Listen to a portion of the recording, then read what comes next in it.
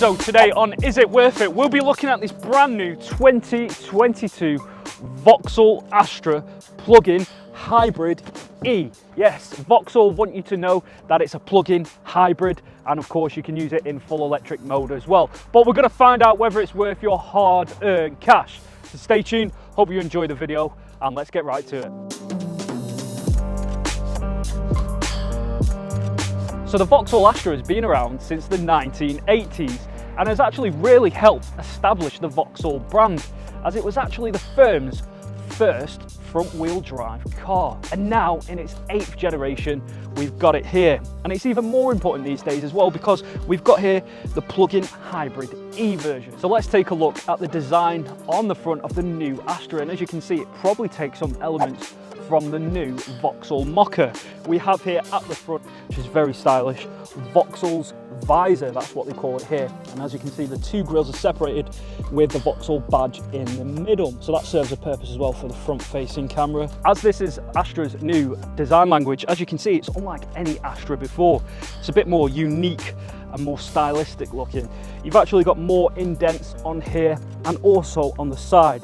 So again, takes it apart from any other Astra in the past. Follow me around here, you've got 18-inch alloy wheels, and I quite like the red accents you've got in the middle. You've also got at the back here a privacy rear glass as well. Now, because this is the plug-in hybrid, you've got your petrol plug-in on the side, and we'll look at that in a second. So let's talk about the design on the back of the Astra, and the new wave design continues on the rear as well. First off, you've got this nice prominent rear brake light, which really stands out, and I really like that.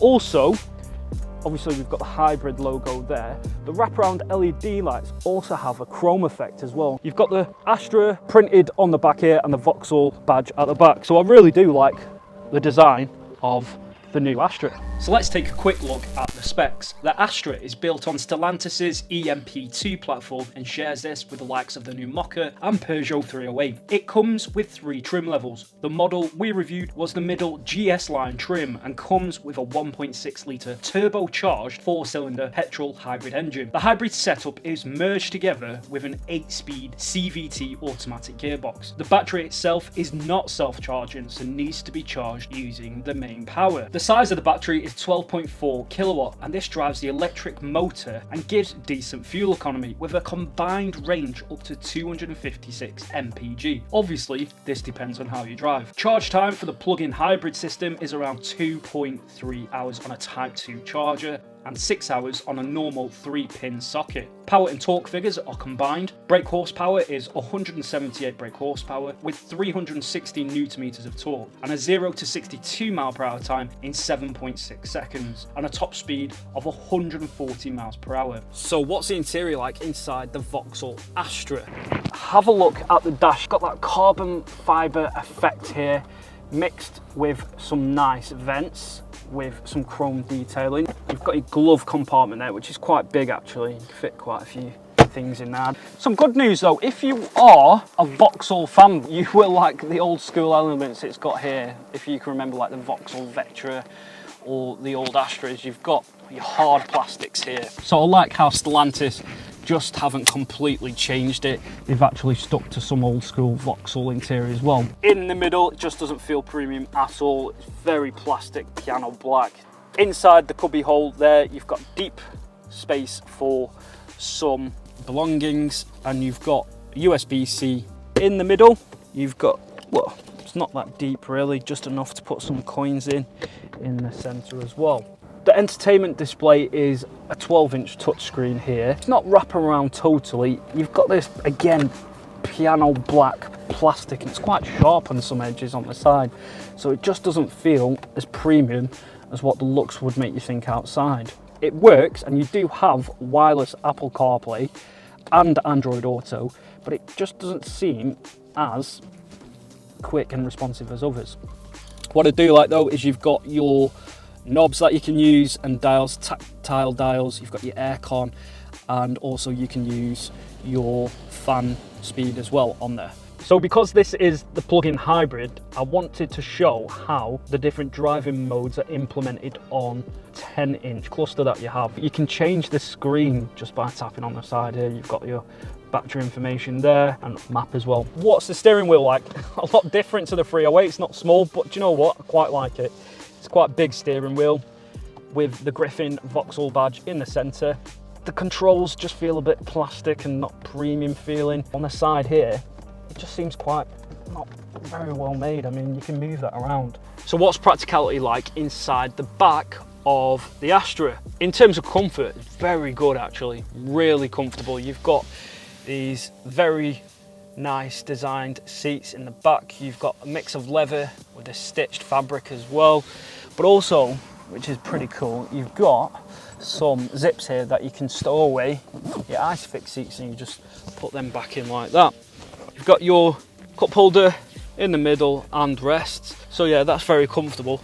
I do have to say though, and this is quite important, this seat in front of me is literally pushed all the way at the front, and I can imagine if you do have a driver in there, you are going to struggle for leg room, and your headroom is not the best either. It does curve around, and inside the cabin is quite dark as well. You have got these nice lights to kind of help you read a bit. You've got the same door accents that you've got the red accent on here, but this is really tough plastic on the side here. I mean, it's probably not the most comfortable as well to lean on. You only get one USB port in the back as well with your aircon. In terms of space, it's not the best in the back of the Astra, but in terms of comfort, it's brilliant. So let's take a look inside the boot of the Vauxhall Astra. First off, to open it, you use the Griffin badge, you pull it open, very nice. Inside here, you've got your Vauxhall leads for the plug-in hybrid. Your seats do fold down. You've got a handy little ski hatch there as well, and a parcel shelf on top. Inside here, you do not get a spare, and as you can see, space is quite a premium really because of the hybrid battery. So space, it's not amazing, but I'm sure it'll be enough just to fit a few shopping bags in. I'm glad the Vauxhall Astra, it's now getting the attention it deserves, because historically the Astra's been quite an overlooked car, maybe because of how common it is, but now it's starting to get the appeal, it's starting to get the powertrains it deserves as well, which is good, because if you think about it, the Astra has kind of paved the way for a lot of people in terms of accessible first-time affordable car ownership. You don't have to go for those premium German hatchbacks all the time. So it does really deserve a bit of respect, the Astra, and I'm glad it's getting the attention it deserves this time around. So what's the new Vauxhall Astra Hybrid E like to drive? And Vauxhall have called it the Hybrid E because they don't want you to forget that you can actually have it in full electric mode. So for people looking to not want to go full electric right now, which I can totally understand, they can have the best of both, and you can get up to, I mean, Vauxhall do quote up to 42 miles of pure electric range, again depending on how you drive. And you do need to know this is in the GS line. You can only get the hybrid setup from the GS line. That's the middle trim with Vauxhall. You can't get it on the entry level Astra, you have to up it. The engine itself is Stellantis owned, and it's the same powertrains that you do get in the Peugeot 308 as well. But they've gone for a 1.6 petrol 4 inline engine, and that's turbocharged. So there's 3 different driving modes with the new Astra. You've got normal hybrid mode where it'll switch between the two. You've got sport mode, which will pretty much give you more power from the petrol engine and then just backed up by the motor. And then of course you've got full electric mode as well. I'm going to launch the Astra, but I want it in full electric mode. But if I put my foot down too much, the hybrid petrol engine kicks in, as you can hear. It doesn't fully set off in electric mode. If you want to set off in full electric mode, you'll have to gradually accelerate. If you pull the kick down in, the petrol engine will kick in. So just be wary of that. You can't always have it electric if you want to put your foot down straight away. I do feel though, sticking this Astra into sport mode really does kind of change things up a little bit. You start to feel a bit more relaxed, you can enjoy it more. You don't really feel the hybrid setup as much, only when you potentially use the flappy paddles and you're switching between gears, it can kind of judder a bit and slightly over revs. But in terms of just having a bit more fun and feeling engaged with the drive, sport mode really does bring the car to life. So what's the suspension like? Well, in terms of everyday use, it's fine. You're not going to have any issues at all. It goes over most holes and you won't notice. The driving level of comfort is really good as well.